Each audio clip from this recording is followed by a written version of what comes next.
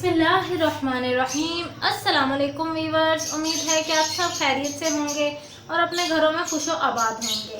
आज की इस वीडियो में मैं आपको बनाना सिखा रही हूँ मज़ेदार सी स्पाइसी सी निहारी। बनाना बहुत आसान है, चलिए बनाना शुरू करते हैं। निहारी बनाने के लिए मैं प्रेशर कुकर यूज़ करूँगी, क्योंकि जब हम निहारी प्रेशर कुकर में बनाते हैं तो उसको 40 से 50 मिनट लगते हैं बनते वक्त, जबकि अगर हम प्रेशर कुकर के बगैर बनाएं तो 2 घंटे लग जाते हैं। तो इसीलिए हम प्रेशर कुकर का यूज़ करेंगे ताकि जल्दी से जल्दी हमारी निहारी तैयार हो सके। सबसे पहले मैं प्रेशर कुकर के अंदर 1 प्याली कुकिंग ऑयल डालूंगी। बिस्मिल्लाहिर्रहमानिर्रहीम।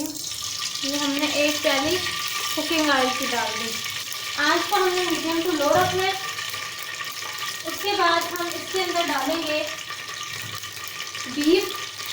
क्योंकि मैं बीफ निहारी बना रही हूँ तो मैंने बीफ लिया है आधा किलो। ये जो आधा किलो हमने बीफ लिया है, इसके अंदर हड्डियाँ भी मौजूद हैं और बोनलेस भी मौजूद है, मिक्स बोन है।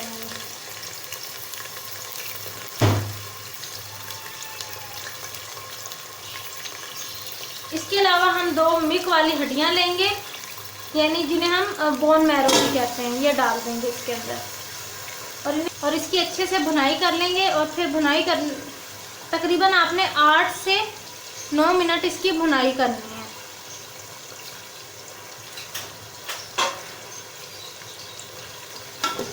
हड्डी वाला गोश्त डालने से ये होता है कि फिर हमारे जो निहारी है उसका टेस्ट बहुत अच्छा हो जाता है, बहुत मज़े का टेस्ट आता है। इस तरह से हम इसको अच्छे से मिक्स कर लेंगे। देखिए वीवर्स, मैंने जो है गोश्त को 8 से 9 मिनट तक अच्छे से भून लिया है और आप देख सकते हैं कि गोश्त का जो रंग है वो तब्दील हो चुका है। इस पॉइंट पर हम इसके अंदर डालेंगे 2 टेबलस्पून लहसुन का पेस्ट। ये देखिए, इससे ये होगा कि गोश्त में मौजूद जितनी भी नमक होगी वो सारी ख़त्म हो जाएगी और मज़ेदार सी खुशबू आ जाएगी। अब हम इसको अच्छे से मिक्स कर लेते हैं, कुछ इस तरह से।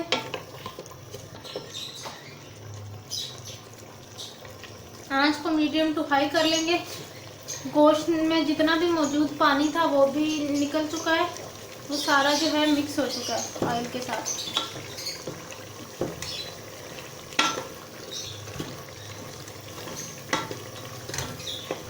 इसको थोड़ा सा भून लेंगे।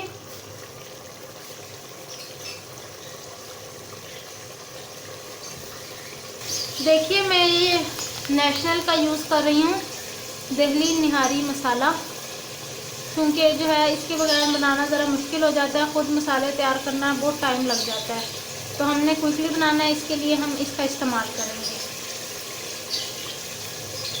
ये 1 किलो गोश्त के लिए होते हैं, तो हम आधा किलो बना रहे हैं तो हम हाफ़ पैकेट डालेंगे। ये इसके अंदर पैकेट मौजूद होता है। इसके अंदर तमाम मसाले होते हैं, हमें खुद से नहीं बनाने पड़ते, फटाफट से बस तैयार हो जाते हैं। ये हमारा जो लहसुन अदरक का पेस्ट था वो अच्छी तरह, लहसुन का पेस्ट था वो अच्छे से मिक्स हो चुका है। अब हम इसके अंदर ये निहारी मसाला ऐड कर देंगे।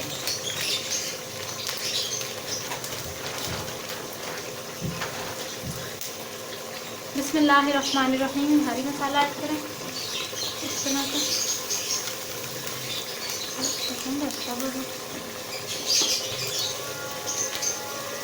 अब इसकी अच्छे से भुनाई कर लेंगे।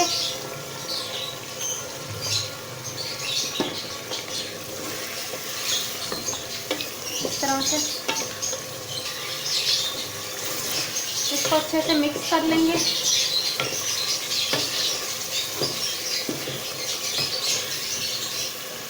मैंने कर दी है, इसकी तमाम मसाले अच्छे से मिक्स हो गए हैं, मज़ेदार सी खुशबू भी आना शुरू हो गई है। अब हम इसके अंदर 2 गिलास पानी ऐड करेंगे ताकि हमारा गोश्त भी अच्छे से गल जाए और जो है मज़ेदार सा रेशे रेशे हो जाए गोश्त के।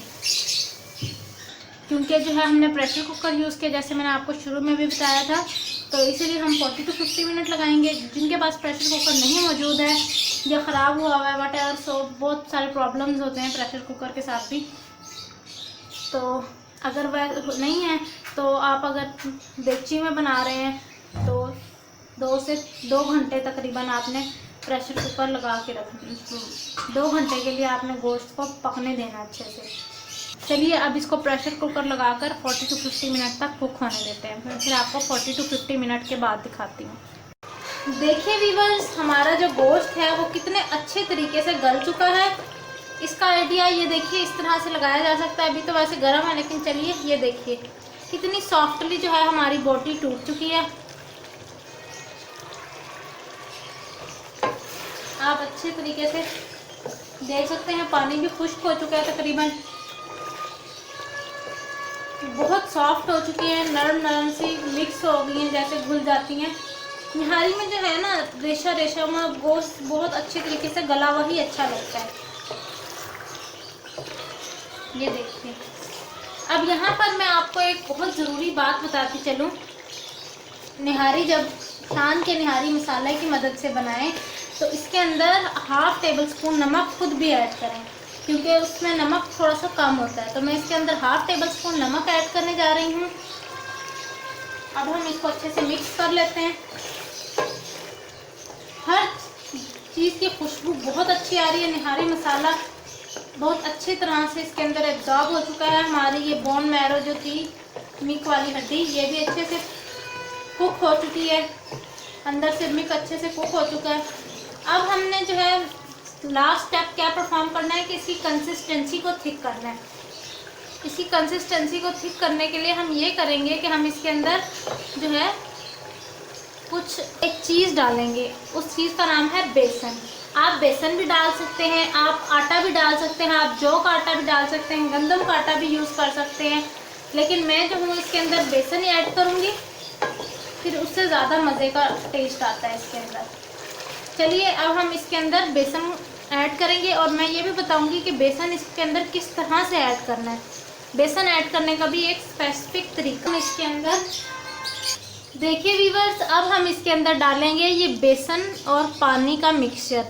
आपने क्या करना है, 1 प्याली पानी लेना है और उसके अंदर आपने डाल देना है 4 टेबल स्पून बेसन के, और फिर उसको आहिस्ता आहिस्ता इसके अंदर ऐड करते चले जाना है इस तरह से। इससे क्या होगा कि जो आपकी निहारी है उसकी थिकनेस आप देखिएगा कितनी अच्छी थिकनेस आ जाती है, वही जिस तरह बाज़ार वाली होती है। आप चाहें तो इसकी जगह, बेसन की जगह आप गंदम का आटा, जौ का आटा, जो भी आपका दिल चाहे आप डाल सकते हैं। अब आपने क्या करना है कि इसको थोड़ा सा इस तरह से पका लेना है ताकि जो कच्चापन है बेसन का वो ख़त्म हो जाए। आंच को मीडियम टू हाई रखते हुए आपने इसको पकाना है और चम्मच नहीं निकालना है। सबसे बड़ी इसकी ये टिप है कि जब आप आटा डालें या आटे का मिक्सचर डालें या बेसन का मिक्सचर जैसे मैंने डाला है, तो आपने जो है इसमें से चम्मच नहीं निकालना। अगर आप चम्मच निकाल देंगे तो जो आपकी निहारी है उसमें गुठलियाँ बन जाएंगी। ये देखिए, साथ ही अब हम इसके अंदर जो है 1 जग पानी का ऐड कर देंगे।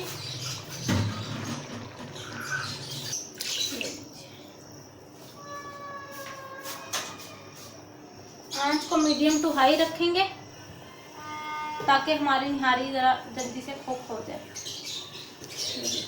इस तरह से चम्मच नहीं निकालना। बार बार मैं आपको यही नसीहत करूँगी कि चम्मच नहीं निकालना, वरना निहारी में फिर गुठलियाँ हो जाएंगी, स्टोन से बन जाएंगे। इस तरह से बस हल्के हल्के इसको हल्के हाथ से फेरते रहें।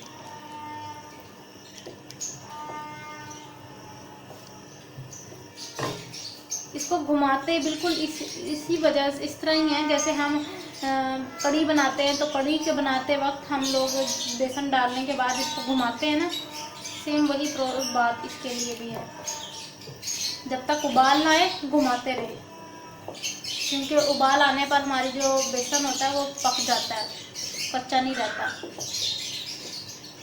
ये बहुत ऑथेंटिक रेसिपी है मेरी निहारी की। इस तरह से आप जब भी निहारी बनाएंगे तो आप यकीन कीजिए आपको 100% रिज़ल्ट मिलेंगे। मोर ओवर अगर आप चाहते हैं कि मैं निहारी मसाला भी आप लोगों को बनाना सिखाऊं घर पर, तो मुझे कमेंट बॉक्स में बताइएगा।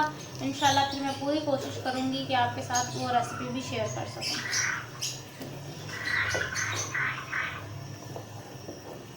आप देख सकते हैं आहिस्ता आहिस्ता उबाल आना शुरू हो गए, लेकिन अभी हम इसको पकाएंगे इस तरह से।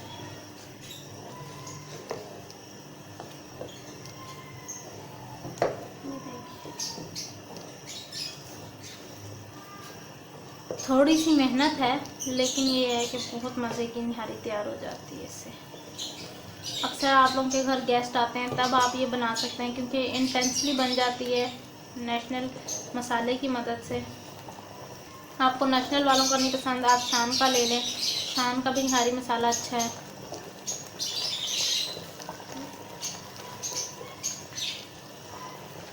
आंच को आप थोड़ा सा कम मीडियम कर लेंगे, क्योंकि पहले हमने मीडियम टू हाई किया हुआ था, बिल्कुल मीडियम टू लो कर लेंगे ताकि ये अच्छे से पक ले। ये देख रहे हैं आप, हमारी जो निहारी है उसको उबाल आ चुका है।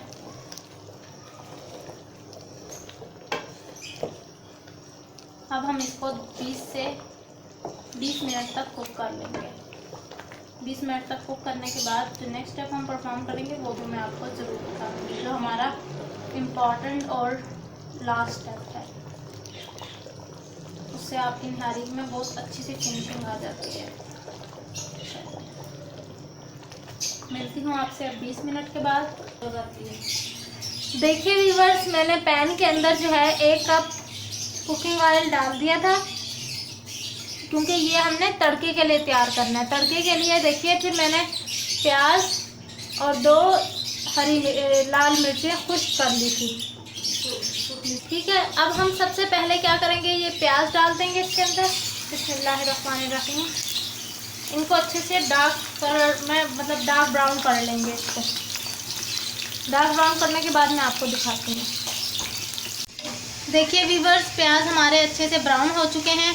अब हम इसके अंदर ज़ीरा, हरी मिर्च और ये लाल मिर्च ऐड कर देंगे। देखिए निहारी हमारी तैयार हो चुकी है और हमने इसमें तड़का भी लगा दिया। ये हमारी मज़ेदार सी निहारी तैयार है। अब मैं आपको इसको सर्व करके दिखाऊंगी कि इसको हम किस तरह से सर्व कर सकते हैं। लीजिए, हमारी मज़ेदार सी निहारी रेडी हो चुकी है। अगर आपको मेरी ये रेसिपी पसंद आई है या इस रेसिपी से आपको कुछ सीखने को मिला है तो मेरे चैनल को सब्सक्राइब करें, मेरी वीडियो को लाइक करें और कमेंट बॉक्स में मुझे ज़रूर बताइएगा कि आपको मेरी ये रेसिपी कैसी लगी। चलती हूँ, इंशाल्लाह फिर मुलाकात करूँगी आपसे एक नई रेसिपी के साथ। तब तक के लिए अल्लाह हाफिज़।